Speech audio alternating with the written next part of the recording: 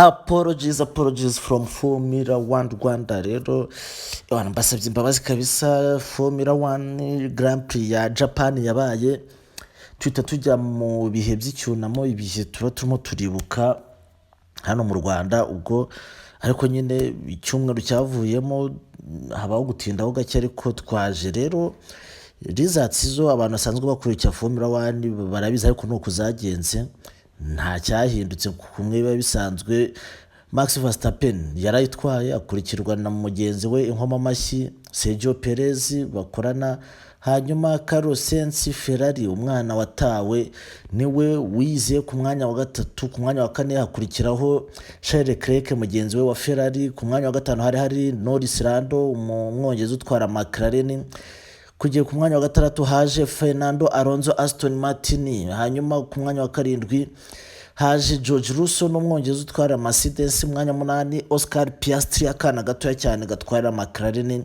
Hanyuma ku mwanya wa cyenda hari Hamilton Lewis, uyu nguyu n'umwongereza utwara Mercedes kuva muri 2013. Yuki Tsunoda umuyapani wari uri iwabo kabisa, akaba atwara ikipe ya RB. Uyu nguyu rero niwe waje ku mwanya wa 10. Nuko nkuko top 10 yagenze, iyo Max Verstappen ari imbere nta kiba cyahindutse, nta kiba gitangaje kirimo, nta makuru abarimo.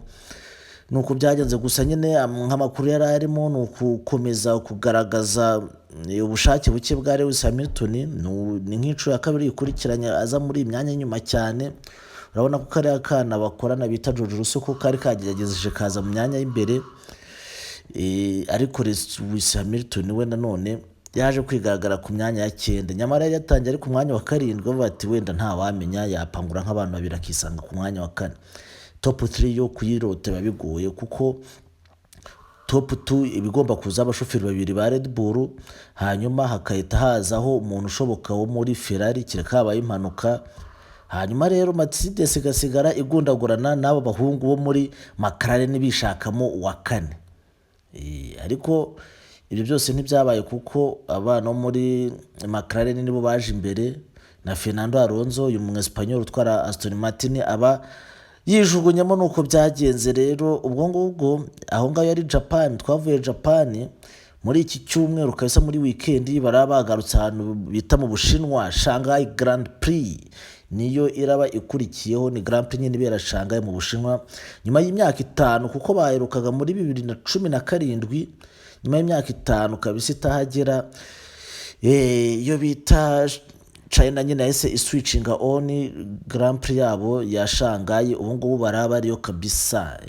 Ahangaha rero haraba hari excitement zikomeye. Iyi Grand Prix izanaberamo na sprint abantu bazi nyine nta kandi kantu kakamene Grand Prix kaba kamarapu, aba ari amarapu atarenze 12 cyangwa 15 byakabije. Mu gihe Grand Prix yose igira amarapu nka 60, akakuba aba aka Grand Prix gatoya hahembwa abantu 7 bonyine. Uwa mbere agira amanota 7, uwa kabiri ugenda bimanuka kugeza kwa 7 ugira 1. Nicyo ngicyo wamenya kuri Grand Prix ya China. Tuzayivugaho neza wenda kwa 5 cyangwa tuvugaho neza turi kuvuga results yabo. Ariko ubwo ngubwo nyuma ya Grand Prix ya China, ikintu aya makuru noneho ahari yandi n'uwo bita uyu musaza kabisa bita Fernando Alonso. Fernando Alonso rero yagize gutya aba yongeye amasezerano muri Aston Martin azamugeza 2029. Ndumva ari amasezerano y'imyaka nk'itanu yasinyemo na 2028.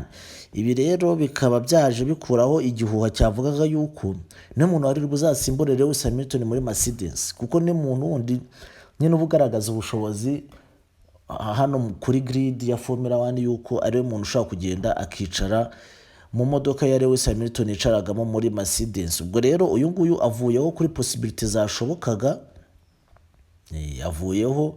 Ubwo ngubwo Toto Wolff boss wa Mercedes arashaka undi mushoferi.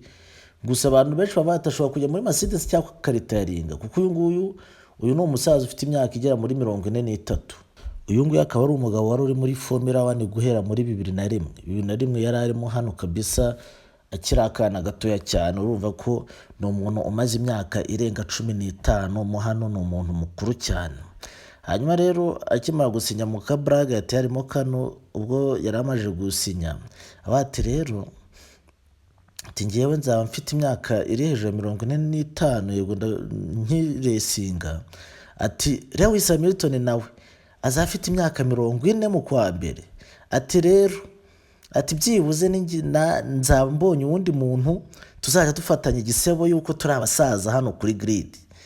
Ntabwo ari njye muntu ngenyine uzaba ufite hejuru y'imyaka 40 hano bazaba bari bavuga urumva baba baserereza babati uyu ngo ati babwira nka Fernando Alonso turabona ati imyaka 40 ukiri muri ibi bintu bimeze bite ati nanjye kwa mbere umwaka utaha ati Lewis Hamilton azafite imyaka 40 nanjye mfite 45 ati mbonye uwo tuzajya dusangira kuzajya tubazwa bene ibyo bibazo karaka brag of course ariko nyine akaba uyu nguyu nafatwa nk'umwanzi nimero ya mbere ya Lewis Hamilton kuko Lewis Hamilton akiza muri Formula 1 muri McLaren muri 2007 uyu nguyu 2008 yari muri 2007 uyu nguyu nibwo niwe yasanze muri iyo kipe barafatanya ubwo Lewis Hamilton yari afite amahirwe yo gutwara championship ababizi barabizi uyu nguyu yaramubangamiye cyane bagiye hahandi bahindura amapine uyu nguyu yamutangayo nta kintu yahombaga arahagarara kugira ngo Hamilton umuri inyuma nawe ahagarare iminota imujyane nyine izindi modoka zimuceho cyane hanyuma championship bayimutware nuko rero yaranabivuze ariko ko atamukunda no muri media. Hanyuma rero Lewis Hamilton haje kugaragara agace kamwe kibiri muri kontra yiwe kerekana yuko uyu muhungu ku mwaka azajya bari kwinjiza miliyoni 100 kabisa. Ibi ngibi ni ibintu bikomeye cyane, miliyoni 100 z'idolari buri mwaka.